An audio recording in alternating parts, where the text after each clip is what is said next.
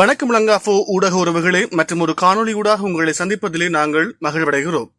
மேல் மாகாண ஆளுநர் பதவியிலிருந்து தான் விலகுவதற்குரிய விருப்பத்தை ஜனாதிபதியிடம் தெரிவித்துள்ளதாக ஆளுநர் ஹனீப் யூசுப் உத்தியோகபூர்வமாக அறிவித்துள்ளார். எனினும் புதிய ஆளுநர் ஒருவர் நியமிக்கப்படும் வரை பதவியில் நீடிக்குமாறு ஜனாதிபதி விடுத்த கோரிக்கையை அவர் ஏற்றுக்கொண்டுள்ளார். தனது பதவி விலகல் மற்றும் ஊடகங்களில் வெளியாகும் செய்திகள் குறித்து தெளிவுபடுத்தி இன்று 17ஆம் தேதி அவர் வெளியிட்டுள்ள ஊடக அறிக்கையிலேயே இந்த விடயம் குறிப்பிடப்பட்டுள்ளது.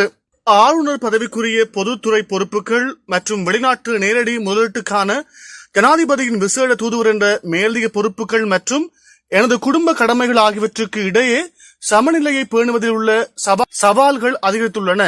இதன் காரணமாகவே ஆளுநர் பதவியிலிருந்து விலகுவதற்கான எனது விருப்பத்தை சில காலத்துக்கு முன்பே ஜனாதிபதியிடம் தெரிவித்திருந்தேன்.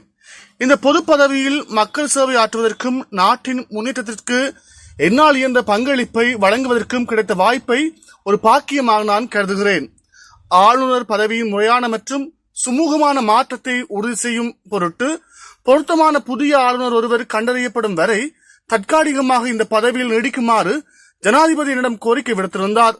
இதற்கமைய புதிய ஆளுநர் நியமிக்கப்படும் வரை நான் பதவியில் நீடிப்பேன். அதன் பின்னர் வெளிநாட்டு நேரடி முதலீட்டுக்கான ஜனாதிபதியின் விசேட தூதுவர் என்ற எனது தற்போதைய கௌரவ பதவியில் தொடர்ந்து பணியாற்றுவதை நான் பெருமையாக கருதுகிறேன்.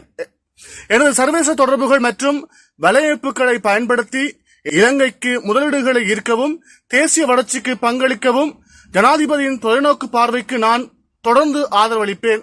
தேசத்துக்கு சேவையாற்றுவதில் எனது அர்ப்பணிப்பு என்றும் மாறாததுடன் என் மீது ஜனாதிபதி வைத்துள்ள நம்பிக்கை மற்றும் மதிப்புக்கு எனது ஆழமான நன்றிகளையும் தெரிவித்துக் கொள்கின்றேன் என மேல் மாகாண ஆளுநர் ஹனீப் யூசுப் அந்த அறிக்கையில் குறிப்பிட்டுள்ளார்.